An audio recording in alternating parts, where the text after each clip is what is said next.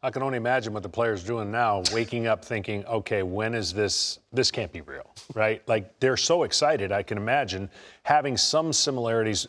You know, we got a guy and a free agent in Greg Maddux, and you kept waiting for that shoe to fall to say, no, your team is going to be that much better when you acquire a guy like this. Mm-hmm. And that's what the Cardinal fans and players are saying right now. I mean, this is a monster trade. This is not. I can't, I mean, I'm sure you can go back and do research, but from an impact for a division, for a team that has owned the winning record for the last 13, 14 years, an organization that has taken some chances, this one right here seems too good to be true, and I think it is. It is too good to be true. It is a perfect fit for the St. Louis Cardinals. Yeah, I think everything, John hit on it a little bit. Everything is by comparison. What is going on in the NL Central? It has been a one-way exit this offseason. It's Darvish. We expect Bauer. You know, Pittsburgh got rid of Tyon, Musgrove, Bell, Schwarber, Lester from the Cubs. It's like a one-way street, one way. I think you could have made a case that the Cardinals were the best team in the division doing nothing, staying, pat. Now they add a guy who, on his worst year, was still the best third baseman defensively in the major leagues. The only concern point was, what does 60 games from last year mean? And for him, it was far fewer than 60 games. He had a bad year, and he had a bad shoulder. Was that injury minor, he's fine, or the beginning where you're learning something about him? You hate to say this about a player.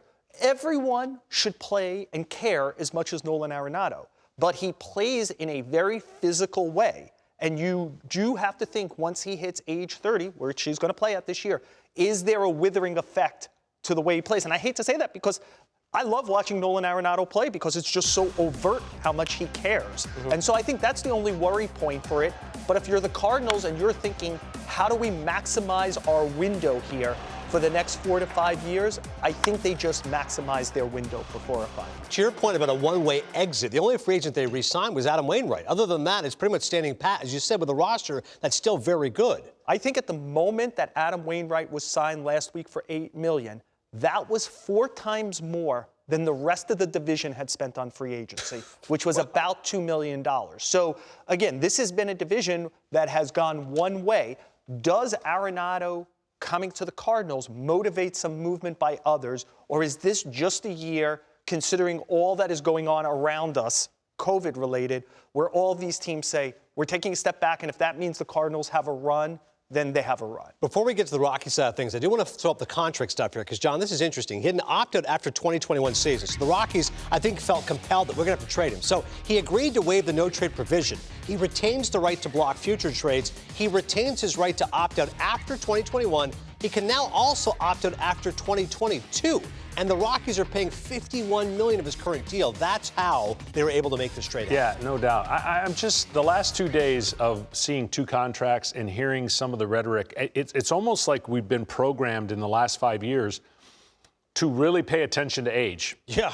Instead of, we get programmed to, like, in my era, there was no mention of age. Now, I understand there were some other contributing factors that helped certain guys, but you got to look at the body of work, and you got to look at what this is the prime years. I get that injuries are part of our game, which is a whole nother subject.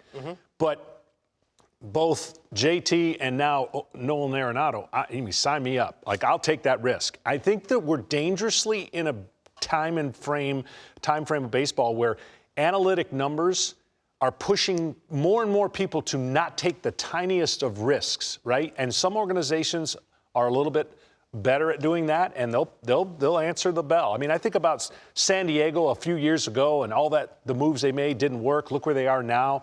The Cardinals have done some of those moves, and this one right here, I'm telling you, this is a no-brainer for the next 5-6 years. And it's an absolute steal. From the Cardinals' perspective, Joel, you're not the one to mince words. For the Rockies, this is a colossal failure. You signed this guy and thought he'd be a cornerstone franchise player. Instead, you're trading him for 12 cents on the dollar. Look, this is a part of modernity. The teams used to have all the leverage. We're seeing in all sports, right? If you live in my neighborhood, you could go watch James Harden play basketball, right? If we're seeing Deshaun Watson try to get out of Houston, the players have the ability to get their contract and then see if they could force their way out of town.